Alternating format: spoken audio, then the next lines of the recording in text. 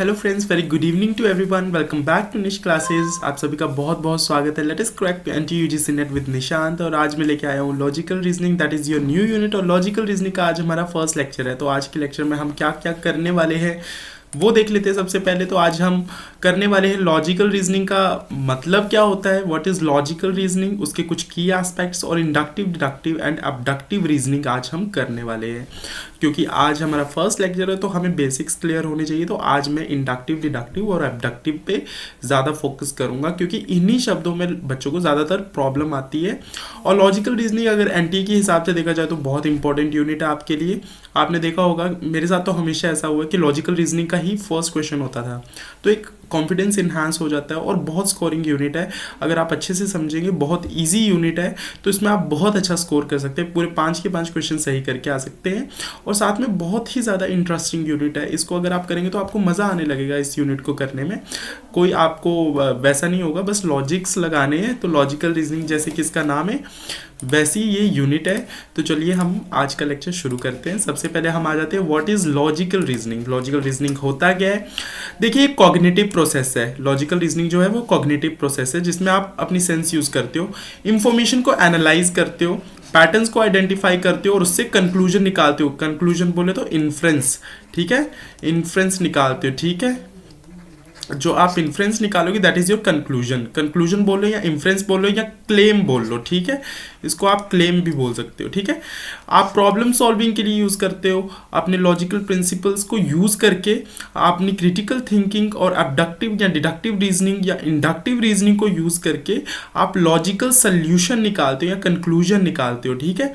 तो किसी एक आप जो भी आपके पास इंफॉर्मेशन पड़ी है, ठीक है, जो भी आपके पास इंफॉर्मेशन, उसको ब्रेक डाउन करोगे, उसके अलग अलग कंपोनेंट्स को स्टडी करोगे और फिर उनके बीच में पैटर्न्स, जो भी उनके बीच में रिश्ता है, उनको लगा के आप एक लॉजिकल कंक्लूजन निकालोगे, ठीक है। कंक्लूजन बोल लो या फिर आप इसको क्लेम बोल सकते हो या फिर आप इसको इन्फ्रेंस बोल सकते हो, ठीक है। इन्फ्रेंस भी बोल सकते हो। तो इसको वेरियस फील्ड में यूज़ किया जाता है। फॉर एग्जांपल कंप्यूटर साइंस या मैथमेटिक्स, फिलोसफी, प्रॉब्लम सॉल्विंग के लिए लॉजिकल रीजनिंग का यूज़ हो रहा है आजकल बहुत ज़्यादा, ठीक है। देन आते हैं की एस्पेक्ट्स पे। तो की एस्पेक्ट्स क्या है? एनालिसिस करना, ठीक है। ये इंफॉर्मेशन को एनालाइज करने के लिए यूज़ होता है। जैसे कि मैंने बताया कि आपके पास अगर बहुत सारी इंफॉर्मेशन पड़ी है तो उसको आप अलग अलग पार्ट्स में डिवाइड करोगे, उसके कंपोनेंट्स को आप अलग अलग स्टडी करोगे, फिर उनके बीच में रिलेशनशिप आइडेंटिफाई करोगे और उसको एनालाइज करोगे, ठीक है। तो एनालिसिस इसका एक फर्स्ट फैक्टर आ गया। देन आ गया पैटर्न्स को रिकॉग्नाइज करना। अब उनके बीच में क्या रिश्ता है वो रिकॉग्नाइज करोगे आप। इन्फ्रेंस निकालोगे। इन्फ्रेंस क्या होता है? कंक्लूजन या क्लेम, ठीक है। तो इससे एक आप जो भी इंफॉर्मेशन पड़ी है उसमें आप डिडक्टिव या इंडक्टिव रीजनिंग यूज़ करके या फिर प्रेमाइसेस जो भी दिए गए हैं या फिर जो भी फैक्ट्स हैं उनको यूज़ करके एक कंक्लूजन पे पहुंचोगे। कंक्लूजन क्या होता है? रिजल्ट, ठीक है। एक रिजल्ट पे पहुंचोगे। उस इंफॉर्मेशन से आप किस नतीजे पे पहुंचे वो इन्फ्रेंस होता है, ठीक है। और ये प्रेमाइस, इन्फ्रेंस, ये सब शब्द हम आगे क्लियर करेंगे। तो आप धीरे धीरे साथ में लेक्चर्स देखते जाना, जो भी लॉजिकल रीजनिंग के आगे लेक्चर्स आएंगे। तो प्रॉब्लम सॉल्विंग के लिए यूज़ होता है, क्रिटिकल थिंकिंग के लिए यूज़ होता है। देखिए क्रिटिकल थिंकिंग कैसे होगा? Logical reasoning requires critical thinking skills such as evaluating arguments, assessing evidence and identifying fallacies or inconsistencies। देखिए fallacies का नाम आ रहा है, fallacies भी हम करेंगे आने वाले लेक्चर्स में, एक साथ कवर करेंगे और साथ साथ में भी कवर करेंगे, ठीक है। तो लॉजिकल रीजनिंग में क्रिटिकल थिंकिंग यूज़ करनी पड़ती है, अपने आप को स्किल्स यूज़ करने पड़ते हैं। जो भी आपके पास क्रिटिकल एनालाइज किसी भी चीज़ को एनालाइज करने के स्किल्स है, जो भी आपकी दिमागी क्षमता है, उसको आपको यूज़ करना पड़ेगा लॉजिकल जो भी रिलेशनशिप्स निकालने के लिए और अपने जो भी कंक्लूजन आपको चाहिए उस तक पहुंचने के लिए। Validity and soundness. देखिए वैलिडिटी और साउंडनेस ये भी हम बताएंगे आगे। कॉजेंट वगैरह भी होते हैं, valid, invalid, sound, unsound arguments होते हैं, वो भी हम पढ़ेंगे। लेकिन आर्ग्यूमेंट जो भी आपका है, जो भी एक स्टेटमेंट है आपकी, वो वैलिड है या इनवैलिड है, ठीक है, वो सब हम देखेंगे। अभी आपको ये इतना पढ़ने की जरूरत नहीं कि प्रीमाइसेस ट्रू होंगे या क्या होगा। देखिए फिर भी logical reasoning distinguishes between valid argument where the conclusion logically follows from the premises. देखिए जो भी आपके प्रीमाइस 1 दिया होगा, प्रीमाइस 2 दिया होगा, अभी आपको समझ नहीं आ रहा, कोई बात नहीं, बस सुनते रहिए आप, ठीक है, सुनोगे आगे धीरे धीरे ये चीज़ें क्लियर होती जाएंगी। ठीक है, जिन्होंने पहले से देख रखा होगा उनको पता होगा। जैसे बोला जा रहा है कि आर्गुमेंट वैलिड कब होगा, जब कंक्लूजन जो दिया हुआ है वो कंक्लूजन इन दो प्रीमाइसेस को फॉलो करता है। ये आंसर जो निकला है इन दो स्टेटमेंट्स की वजह से निकल रहा है, प्रीमाइस 1 और प्रीमाइस 2। और आगे क्या बोला गया है, and the sound argument with the premises are true. और साउंड आर्ग्यूमेंट कौन सा, अगर देखिए कंक्लूजन जो है वो प्रीमाइसेस को फॉलो कर रहा है तो वो क्या है, वो वैलिड आर्ग्यूमेंट है। ठीक है, ये वैलिड है। लेकिन ये भी ट्रू है, प्रीमाइस 1 भी ट्रू है, प्रीमाइस 2 जो है वो भी ट्रू है, तो हमारा जो कंक्लूजन फॉलो करेगा तो उसको हम क्या बोलेंगे, साउंड आर्ग्यूमेंट। ठीक है, तब ये साउंड हो जाएगा। साउंड मतलब कि बिल्कुल सही है। अगर देखिए ये फॉल्स होंगे या ये भी फॉल्स होगा तो, और ये भी फिर कंक्लूजन भी फॉल्स ही आएगा इसका, लेकिन वो अनसाउंड होगा। वैलिड तो होगा लेकिन अनसाउंड होगा। तो ये सब चीज़ें हम आगे करने वाले हैं और ऐसे क्वेश्चंस आते हैं। ठीक है, टाइप्स ऑफ रीजनिंग होती है, देखिए it compresses various types of reasoning, जैसे इंडक्टिव, डिडक्टिव, एबडक्टिव, ये सब चीज़ें हम अभी इसी लेक्चर में कवर करेंगे। तो अब आगे चलते हैं। अब आ गया हमारा इंडक्टिव रीजनिंग। इंडक्टिव रीजनिंग क्या होती है? Inductive reasoning is a type of logical reasoning that involves making generalization based on specific observations. Generalization कैसे निकालेंगे आप? स्पेसिफिक ऑब्जर्वेशंस जो भी आपकी दी गई होंगी उनको देख के आप एक सही नतीजे पे पहुंचोगे। ठीक है, इन स्पेसिफिक ऑब्जर्वेशन को देख के आप ये किसी एक जनरल नतीजे पे पहुंचोगे। It moves from specific instances to the broader, ठीक है, कंक्लूजन या जनरलाइजेशन बोल सकते हो आप। यहाँ पे ऐसे अभी आपको समझ नहीं आएगा, लेकिन इस तरह एग्जाम्पल देखिए। ऑब्जर्वेशन दिया गया, every time I eat strawberries they test sweet. ठीक है, आप हर बार आपने डे 1, डे 2, डे 3 या डे 4 और आगे जितने लेने ले लो। ठीक है, तो आपने बोल रहे हैं कि हर बार जब आपने पहले दिन स्ट्रॉबेरी खाई, दूसरे दिन स्ट्रॉबेरी खाई, तीसरे दिन, चौथे दिन, वो बहुत स्वीट टेस्ट करती है, बहुत अच्छा टेस्ट करती है। ठीक है, तो कंक्लूजन क्या हुआ? Therefore all strawberries are sweets. तो मतलब सभी स्ट्रॉबेरी जो है वो मीठी ही लगेंगी आपको, पर ऐसा ज़रूरी तो नहीं है। ठीक है, वो हम बाद में देखेंगे। तो आपने यहाँ पे एक ये स्पेसिफिक इंस्टांसेस के बेस पे आपने एक जनरल स्टेटमेंट बना दी कि सभी जो स्ट्रॉबेरीज है वो क्या होंगी? स्वीट होंगी। ठीक है, पर ज़रूरी थोड़ा ना कि सभी स्ट्रॉबेरी स्वीट हो, ऐसा नहीं हो सकता है ना। तो ये आप इंडक्शन कर रहे हो, आप अलग अलग तथ्यों को देख के एक जनरल नतीजे पे पहुंच रहे हो कि हाँ ये बात सभी पे अप्लाई होती है। आपने अलग अलग चीज़ें देखी और उनको अप्लाई कर दिया कि यूनिवर्सली अप्लाई होगी। जनरलाइजेशन का मतलब है कि ये पूरे ही सभी चीज़ों पे अप्लाई हो जाएगी। ठीक है, तो उसने बोला कि मैंने स्ट्रॉबेरी जितनी बार भी खाई है वो मीठी लगती है, तो इसका मतलब सभी स्ट्रॉबेरीज मीठी होती है, लेकिन ज़रूरी नहीं है। कच्ची स्ट्रॉबेरी आप देख लीजिए, वो तो मीठी नहीं होती है। ठीक है, तो इंडक्टिव रीजनिंग में हम क्या करते हैं कि स्पेसिफिक से हम जाते हैं, जो भी हमारा स्पेसिफिक से जनरल पे जाते हैं। तो यहाँ पे आपको याद रखना है, it moves from specific to general. ठीक है, स्पेसिफिक से जनरल पे जा रहे हैं। जनरल क्या होगा कि वो चीज़ सभी पे अप्लाई होगी। स्पेसिफिक क्या होगी? छोटी छोटी चीज़ें। ठीक है, छोटी छोटी चीज़ें आप यहाँ पे ले लीजिए, तो आपने मान लिया कि ये हर जगह अप्लाई होगी। ठीक है, अब फॉर एग्जांपल जैसे न्यूटन का लॉ है कि कोई भी ग्रेविटी वाला है कि कोई भी चीज़ ऊपर जाएगी तो वो नीचे आएगी। ठीक है, तो ऐसा कोई भी चीज़ ऊपर जा रही है नीचे आएगी ऐसा ज़रूरी नहीं है, लेकिन आपने अप्लाई कर दिया ना। ये आपने स्पेसिफिक इंस्टांसेस देखे, आपने एक्सपेरिमेंट 1 किया, आपने एक बॉल उछाली, वो ऊपर गई नीचे आ गई। ठीक है, आपने एक लोहे का कोई रोड फेंका, वो भी नीचे आ गया। तो उसके बाद आपने एक संतरा फेंका, वो भी ऊपर गया, नीचे आ गया। ठीक है, तो आपने मान लिया कि जो भी चीज़ ऊपर जाएगी वो नीचे आएगी, तो ये लॉ सभी पे अप्लाई होगा। लेकिन ऐसा ज़रूरी नहीं है कि ये लॉ सभी पे अप्लाई हो, क्योंकि आप फेदर को फेंक के देखिए तो वो हवा में उड़ेगा, वो ज़रूरी नहीं है कि उसी टाइम नीचे आ जाएगा। या फिर आप एयर बलून को देखिए, वो भी नीचे नहीं आता, वो तो हवा में उड़ जाता है। ठीक है, जो एयर बलून होता है जिसमें गर्म हवा भरी जाती है और वो हवा में उड़ता चला जाता है। ठीक है, तो ये जो होता है लॉजिकल रीजनिंग के अभी कैरेक्टरिस्टिक्स में आपको पता चल जाएगा। Inductive reasoning is probabilistic rather than deterministic. देखिए यहाँ पे आपको ये चीज़ याद रखनी है, प्रोबेबिलिस्टिक है, ये प्रोबेबिलिटी है। प्रोबेबिलिटी क्या होती है कि चांसेस है कि सभी चीज़ों पे ऐसा अप्लाई होगा। हम ये मान के चल रहे हैं कि स्ट्रॉबेरी मीठी थी, मैंने हर बार स्ट्रॉबेरी खाई तो वो मीठी थी, मतलब दुनिया की हर स्ट्रॉबेरी मीठी होती है, तो ये प्रोबेबिलिटी है, यहाँ पे पूरी श्योरिटी नहीं है, पूरा फुली श्योर नहीं है हम, ठीक है। तो उसके बाद क्या है, the conclusions drawn are not guaranteed to be true, जो कंक्लूजन निकाल रहे हैं वो ट्रू नहीं होंगे, यहाँ पे जो ट्रुथ है वो पूरे ये नहीं, ये देखिए प्रोबेबिलिस्टिक है, प्रोबेबिलिस्टिक, और ट्रुथ जो है वो यहाँ पे नॉट श्योर है, ठीक है, यहाँ पे श्योरिटी नहीं है कि ये चीज़ सच होगी या नहीं होगी।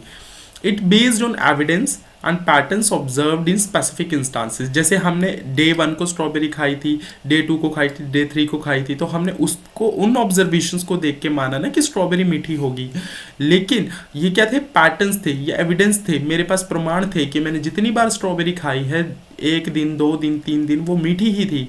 तो ये स्पेसिफिक इंस्टांसेस है, ये पैटर्न्स है, तो मैंने इन पैटर्न्स को ऑब्जर्व करके मान लिया, एक जनरल स्टेटमेंट बना दी कि दुनिया की सारी स्ट्रॉबेरी जो होगी वो मीठी होगी, ठीक है। यहाँ पे वही बात बोली जा रही है। Then inductive reasoning is commonly used in scientific research, inductive reasoning को साइंटिफिक रिसर्च में यूज़ किया जाता है, डाटा एनालिसिस में, और हर रोज़ भी हम इसको अप्लाई करते हैं।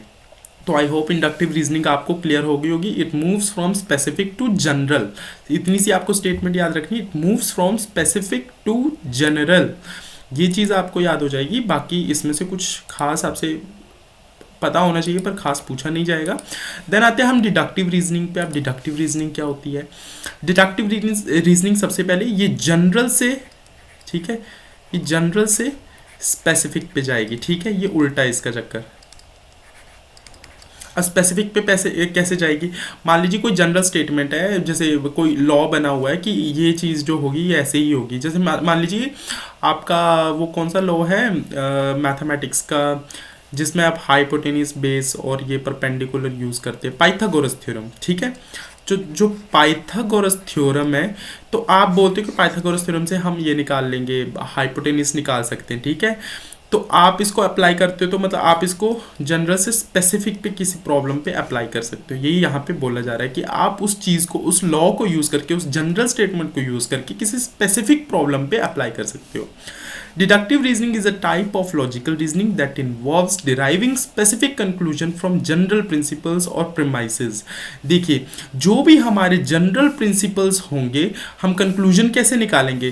कंक्लूजन तक पहुंचने के लिए हम अपने जनरल प्रिंसिपल्स को या प्रीमाइसेस, जो भी स्टेटमेंट्स होंगी, उनको यूज़ करेंगे। जैसे मैंने पाइथागोरस थ्योरम को यूज़ किया, मेरे को यहाँ पे एक ट्राइंगल दिया हुआ था, मेरे को ये हाइपोटेनियस निकालना था, ये परपेंडिकुलर, ये बेस है, और ये मेरे को एच निकालना था, ठीक है। तो मैंने यहाँ पे यूज़ किया पाइथागोरस थ्योरम, क्योंकि मुझे पता पाइथागोरस थ्योरम एक जनरल स्टेटमेंट है, तो वो इस प्रॉब्लम पे भी अप्लाई हो जाएगी, ठीक है। It moves from broader generalization to specific, तो आपको याद रखना है ये जनरल से जाता है स्पेसिफिक की तरफ, ठीक है।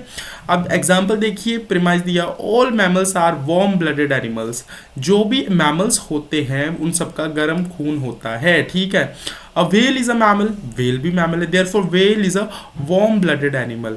देखिए अब यहाँ पे क्या हमने देखी जनरल स्टेटमेंट क्या थी कि जो भी मैमल्स होते हैं, ये हम प्रीमाइसेस दिए हुए, देखिए पूरा एक फुल फ्लैश्ड एग्जांपल है, 2 प्रीमाइस दिए और एक कंक्लूजन निकाला है, लेकिन इसके बारे में हम आगे पढ़ेंगे, प्रीमाइस क्या होता है, कंक्लूजन क्या होता है, और ये ऐसे हमने निकाला कैसे।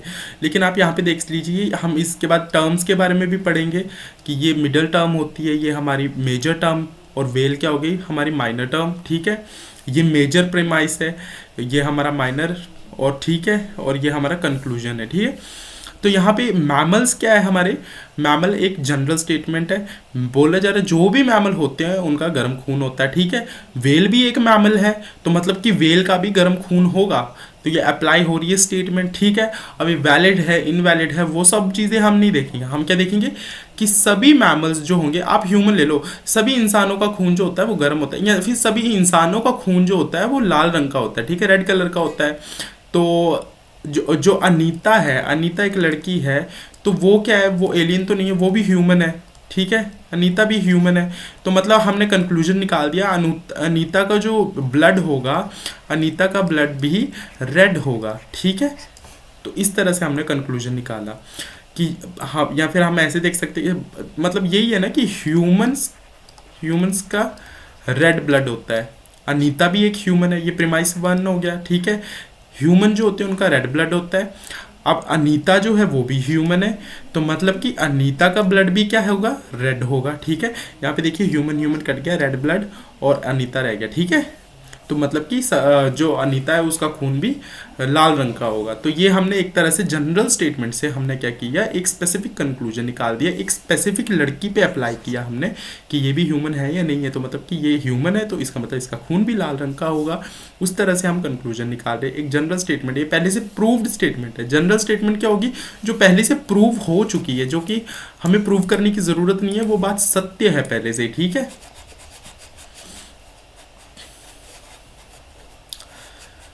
चलिए अब नेक्स्ट करते हैं,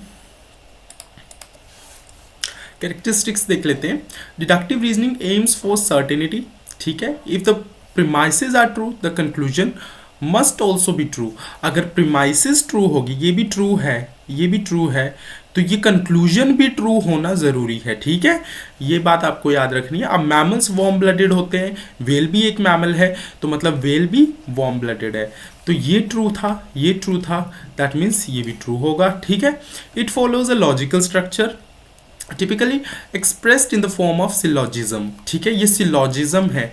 अब इसके बीच में भी डिफरेंस बताएंगे, आर्ग्यूमेंट्स क्या होता है, स्टेटमेंट्स क्या होती है, सिलॉजिज्म क्या होता है, ठीक है। ये भी हम आगे करने वाले हैं अगले लेक्चर में। Deductive reasoning is commonly used in mathematics, formal logic and philosophical arguments, ठीक है। ये आपको इतना देखने की जरूरत नहीं, but you have to learn. ये जनरल से स्पेसिफिक पे जाता है।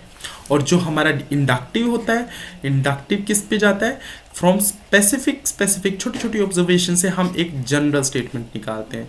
लेकिन डिडक्टिव में क्या होता है, जो पहले से प्रूव्ड प्रिंसिपल है जिसको हम जनरल स्टेटमेंट मानते हैं, वो जाता है स्पेसिफिक ऑब्जर्वेशन पे, ठीक है। देन आता है हमारा अबडक्टिव। इसके बाद हम इसका एक थोड़ा सा सारे नेक्स्ट स्लाइड पे देखेंगे कि सबको एक साथ देखेंगे, ठीक है। उससे आपको और क्लियरिटी मिलेगी। अब हाँ ये गड़बड़ हो गई।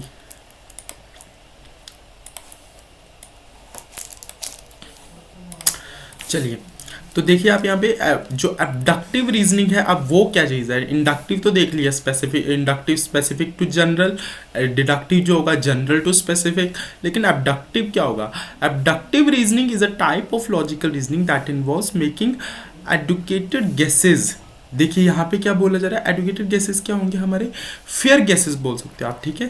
फेयर गेस वर्क, ठीक है, या फिर सबसे अच्छा गेस वर्क जो होगा। और hypothesis based on limited evidences और ऑब्जर्वेशन। जब मान लीजिए आपके पास लिमिटेड एविडेंसेस है, हमने वो स्ट्रॉबेरी वाला एग्जांपल लिया था। आपने मान लीजिए एक दिन स्ट्रॉबेरी खाई थी, अगले दिन पाइनएप्पल खाया था, अगले दिन एप्पल खाया था, तो आप बोले हर फ्रूट जो होता है वो मीठा होता है, स्वीट होता है, ठीक है, हर फ्रूट स्वीट होता है। तो आपके पास इस टाइम पूरे एविडेंसेस नहीं है, आपने अच्छे से रिसर्च नहीं किया, आपके पास लिमिटेड एविडेंसेस है। आप नहीं बोल सकते हो कि पपाया स्वीट होगा या फिर मैंगो हर बार स्वीट ही होता है, वो खट्टा टेस्ट नहीं करता, ऐसा आप नहीं बोल सकते, ठीक है। तो आप एक फेयर गेसवर्क करते हो, इसमें एक अच्छा गेसवर्क करोगे, ठीक है। It aims to find the simplest और most likely explanation for the phenomena, most likely explanation, ठीक है, सबसे अच्छा गेसवर्क, ठीक है।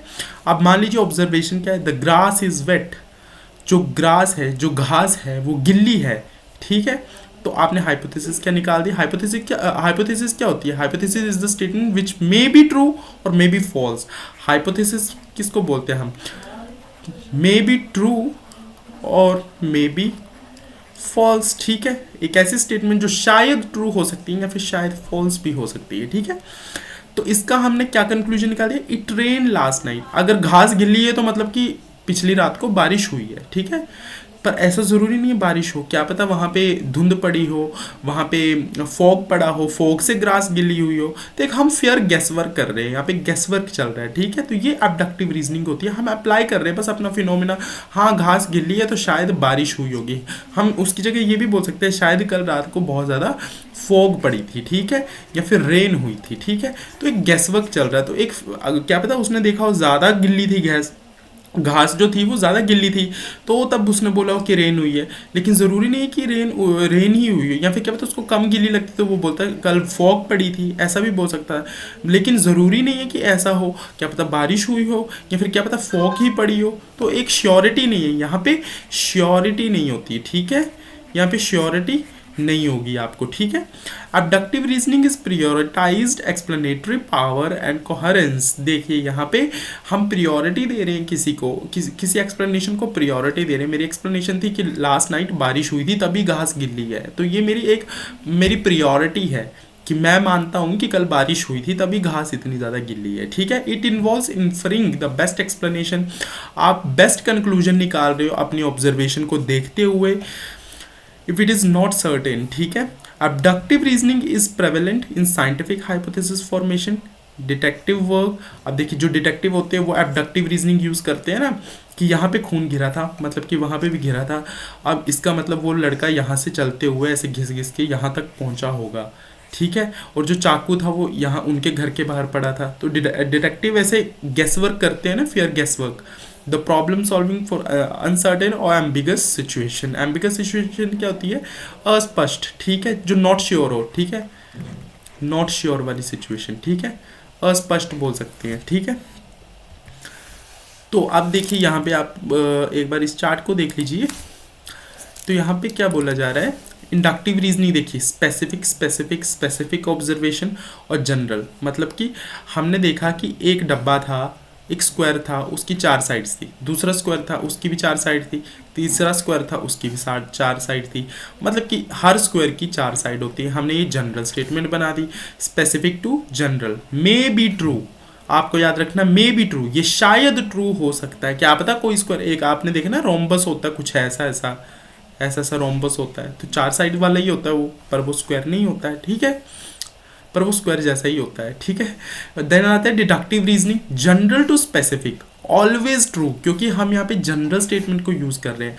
हम बोल रहे हैं डॉक्टर के पास जाएंगे, मेडिसिन लेंगे तो बुखार ठीक होगा, तो हम यहाँ पे डॉक्टर के पास ही जाएंगे, ठीक है। हम यहाँ पे टेलर के पास या फिर हम यहाँ पे ब्यूटिशियन के पास नहीं जाएंगे, हम यहाँ पे जाएंगे डॉक्टर के पास। एक जनरल स्टेटमेंट को अप्लाई करते हो हम स्पेसिफिक प्रॉब्लम को सॉल्व कर रहे हैं। It goes from general rule to specific conclusion, ठीक है, ये ऑलवेज ट्रू रहेगा आपका।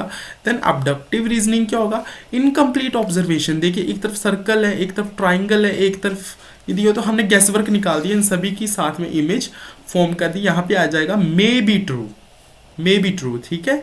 तो हमें याद रखना है इंडक्टिव रीजनिंग भी मे बी ट्रू, एबडक्टिव भी मे बी ट्रू, पर डिडक्टिव ऑलवेज श्योर, यहाँ पे ऑलवेज ट्रू आएगा, ठीक है। तो आज के लेक्चर में हमने सिर्फ इतना किया, इंडक्टिव, डिडक्टिव और एबडक्टिव रीजनिंग को हमने देखा, और बाकी हमने लॉजिकल रीजनिंग का आज फर्स्ट लेक्चर अपना फिनिश कर लिया है। नेक्स्ट लेक्चर में आगे हम इससे भी अच्छी अच्छी चीज़ें लेके आएंगे, तो आप साथ में बने रहिए और देखते रहिए Nish classes and let us qualify NTA UGC NET with Nishant. तो मिलता हूँ मैं आपसे नेक्स्ट लेक्चर में। चलिए, thank you so much and have a nice day.